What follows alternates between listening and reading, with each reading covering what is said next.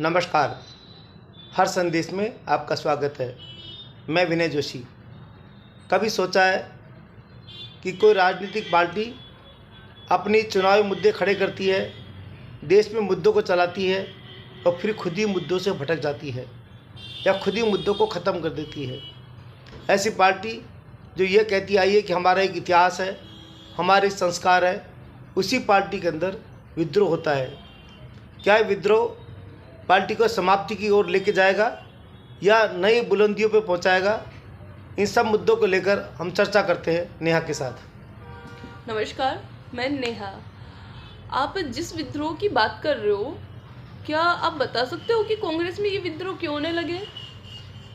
नेहा जी, आपने बिल्कुल सही आकलन किया। कांग्रेस को लेकर कांग्रेस की राष्ट्रीय कार्य समिति की अभी बैठक थी, जिसमें मध्य प्रदेश के पूर्व मुख्यमंत्री, जो मध्य प्रदेश में 2 बार मुख्यमंत्री रह चुके और लगातार 2 बार राज्यसभा के सदस्य हैं, दिग्विजय सिंह जी। दिग्विजय सिंह ने नेतृत्व पर प्रश्न चिन्ह लगाया है। उनका ये कहना था कि जब पार्टी संगठन नीचे से आगे की तरफ नहीं बढ़ रहा या जिन प्रदेशों के प्रदेश अध्यक्ष तो बन जाते हैं पर उनकी कार्य समितियाँ नहीं बनती, कार्यकारिणी नहीं बनती, तो ऐसे प्रदेश अध्यक्ष बनाने का फ़ायदा क्या है? उनका सीधा सीधा इशारा राहुल गांधी की तरफ था। अभी 2 दिन पहले उन्होंने एक ट्वीट भी डाला था जिसमें लाल कृष्ण आडवाणी कुर्सी पर बैठे हुए थे और नरेंद्र मोदी फर्श पर बैठे हुए थे। तो दिग्विजय सिंह ये कहना चाहते थे कि भारतीय जनता पार्टी में जो लोग फर्श पर बैठे थे वो मुख्यमंत्री और प्रधानमंत्री बन गए। लेकिन कांग्रेस के अंदर ऐसा कब होगा? कार्यकर्ता कब ये महसूस करेंगे कि जो हम फर्श पे बैठे हुए हैं हम बड़े पद पर जाएं? इसलिए उन्होंने एक विद्रोह किया, अपनी बात उठाई और वो ये चाहते थे कि कांग्रेस में एक परिवर्तन हो और परिवर्तन ऊपर से चालू हो और एक नई परंपरा बने जिसमें कार्यकर्ताओं की पूछ हो। अच्छा, तो क्या कांग्रेस बार बार अपने मुद्दे से भटक रही है? बिल्कुल, कांग्रेस अपने मुद्दों से भटक रही है। न्याय जी, पहले कांग्रेस ने ईवीएम का मुद्दा उठाया, उससे पहले उसने राफेल का मुद्दा उठाया, उससे पहले उसने भारत की चुनाव प्रणाली पर प्रश्न चिन्ह लगाया, फिर उसने एसआईआर का मुद्दा उठाया और जिन मुद्दों को उठाती गई धीरे धीरे खुद ही उन मुद्दों से भटकती चली गई। ईवीएम में जब उन्होंने सुप्रीम कोर्ट से फटकार पड़ी तो बैक हो गई। फिर उन्होंने पूरे देश में एसआईआर का मुद्दा उठाया, वोट चोरी का मुद्दा उठाया। अब वोट चोरी और एसआईआर से भी भटक गई। अब इन्होंने नया मुद्दा पकड़ा है मनरेगा का और अरावली पर्वतमाला का।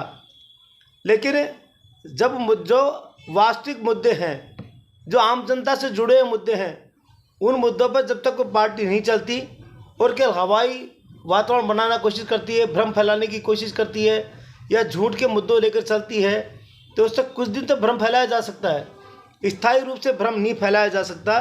स्थायी रूप से लोगों को जोड़ने के लिए ऐसे मुद्दे उठाए जाते हैं जो जिससे पार्टी के साथ जुड़े, आम जनता को उससे फ़ायदा मिले और आम जनता को ये लगे कि ये पार्टी हमारे मुद्दे उठा रही है और जो मुद्दे विपक्षी पार्टी उठा रही है वो सरकार नहीं कर रही, उससे जब किसी विपक्षी पार्टी को लाभ मिलता है।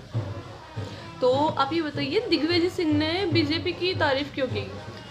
दिग्विजय सिंह ने भारतीय जनता पार्टी की जो तारीफ की, उसके पीछे कई राजनीतिक पंडित ये मानते हैं कि यह लगातार अभी 2 बार राज्यसभा से सदस्य है, अब उनका कार्यकाल पूरा होने वाला है।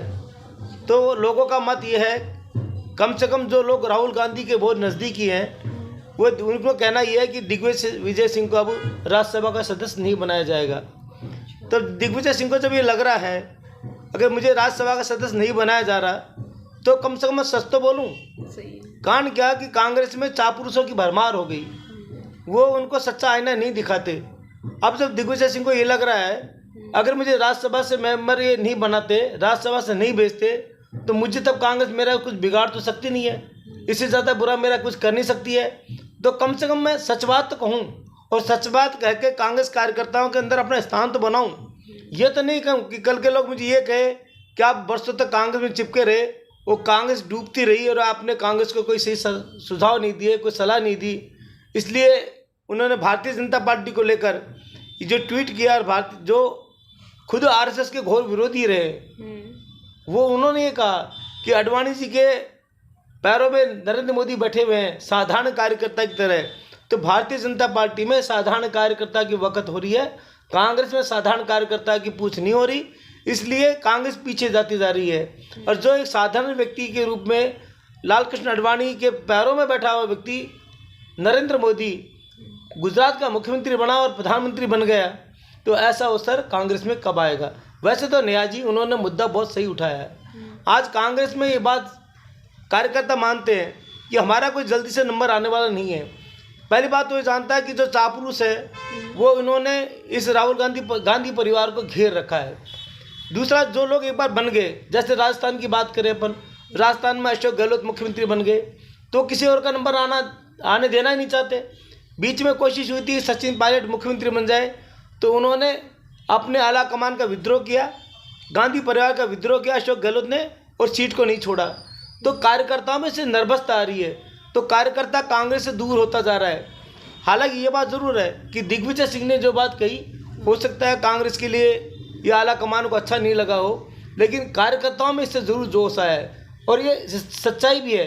आज कार्यकर्ता क्यों काम करेगा? अगर उसको आगे बढ़ने का मौका ही नहीं मिलेगा तो क्यों पार्टी के लिए काम करेगा? कार्यकर्ता ये मानता है कि हम दरी उठाने के लिए हैं, और जो चापलूस लोग हैं वो तो जाके अपने बड़े पदों पर बैठ जाता है। हमें क्या मिलता है? हम तो केवल बुरे बनते हैं। तो ये दिग्विजय सिंह ने कहने का जो मकसद था वो तो कुछ और था, लेकिन बात कही उन्होंने कार्यकर्ताओं के मन की है।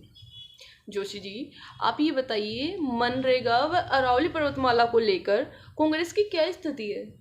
अब क्या हुआ कि नेहा जी, जब कांग्रेस को लगा कि एसआईआर के मुद्दे में दम नहीं रही, ईवीएम के मुद्दा हाथ से निकल गया, वोट चोरी का परिणाम बिहार की जनता ने दे दिया कि कोई वोट चोरी नहीं होती, जनता बल्कि आपसे नाराज़ हो रही है, तो इन्होंने एक नया बात, अभी जो महात्मा गांधी नरेगा था उसका नाम जी राम जी किया है। हालांकि देखा जाए तो नेहा जी, इसमें नए परिवर्तन किए हैं केंद्र सरकार ने। नए परिवर्तन इसलिए कि समय का अनुकूल। अब जब मशीनीकरण होने लग गया, पहले क्या था, नरेगा के अंदर केवल बेड़बंदी करना या तालाब खोदना, कच्ची सड़क बनाना, यही शामिल था। दूसरा, इसमें 100 दिन की ही कार्य दिवस था कि आप 100 दिन ही काम कर सकते हो नरेगा के अंदर। लेकिन अब जो कार्य जी राम जी बनाया, इसके अंदर 125 दिन कार्य दिवस मिलेगा। उसके अंदर नया जो समय के हिसाब से, आधुनिकीकरण के हिसाब से पक्का काम करने के लिए भी मिलेगा, उनको एक निश्चित रोजगार भी मिलेगा। पहले से मानदेय भी बढ़ाया गया है। तो ये आज ये एक तो बात ये थी। दूसरी थी अरावली माला का जो बात आपने कही, बहुत बढ़िया बात कही है। इस समय ये कांग्रेस एक मुद्दा भी बना रही है और सब जगह विद्रोह भी कर रही है। सुप्रीम कोर्ट ने एक आदेश दिया था कि 100 मीटर ऊंचे जो पहाड़ हैं, उससे कम के अगर पहाड़ होंगे ऊंचाई, तो उसको अरावली पर्वतमाला में नहीं माना जाएगा और उसमें आप खनन कर सकते हैं। लेकिन ये अर्ध सत्य है। पूरा सत्य क्या है, अगर 500 मीटर के एरिया में कोई दूसरी पहाड़ी माला अड़ रही है, टच हो रही है, वो चाहे वो ऊंचाई से कम ही हो, उसको अरावली पर्वतमाला के 100 मीटर वाले हिस्से में माना जाएगा। तो राजस्थान में जो आज अरावली पर्वतमाला है, बंद है, वो लगभग बंद ही रहेगी, क्योंकि वो इसी श्रेणी में आ रही है। लेकिन इनको ये लग रहा है कि किसी न किसी बहाने लोगों को भ्रम करके अपनी राजनीति की जाए। मैं यही तो बात कह रहा था अभी, कांग्रेस बार बार अपने मुद्दों को छोड़ रही है, भटक रही है। उसके पीछे कारण क्या है? बिना स्टडी किए, तात्कालिक फ़ायदा देखने के लिए, तात्कालिक भ्रम फैलाने के लिए वो मुद्दों को लेकर चलती है। जी, होना क्या चाहिए था नेहा जी, पहले आप उस पूरे मुद्दे को पढ़ो, उसके गुण और अवगुण को जानो, और ये मानो कौन सी बात अच्छी है। अगर अच्छी है तो आप उसकी प्रशंसा करो, और बुराई है तो उसको बिल्कुल बताओ कि सरकार को ये काम करना चाहिए। अगर सरकार ये काम नहीं करती है तो विपक्ष आंदोलन करेगा। एक भी कांग्रेस ने अभी तक बहुत बड़ा आंदोलन नहीं किया। अगर आपको लग रहा है सरकार खिलाफत करती है तो उतरो ना मैदान में, 10-20 लाख लोगों को मैदान में उतारो, देश में आंदोलन करके तो दिखाओ। क्योंकि इनको पता है कि आंदोलन इसलिए नहीं कर सकते कि आम जनता उनके साथ नहीं लगती। हम केवल भ्रम की राजनीति करते हैं, अस्थायी राजनीति करते हैं। इस राजनीति में स्थायित्व होना चाहिए। कांग्रेस पार्टी बहुत देश की सबसे पुरानी पार्टी है, लेकिन जो इसका ये इस समय नीचे की तरफ जा रही है वो बहुत दुर्भाग्यपूर्ण है। इतनी बड़ी पार्टी का इतना तेज़ गति से नीचे की तरफ जाना और उस पर चिंतन नहीं करना।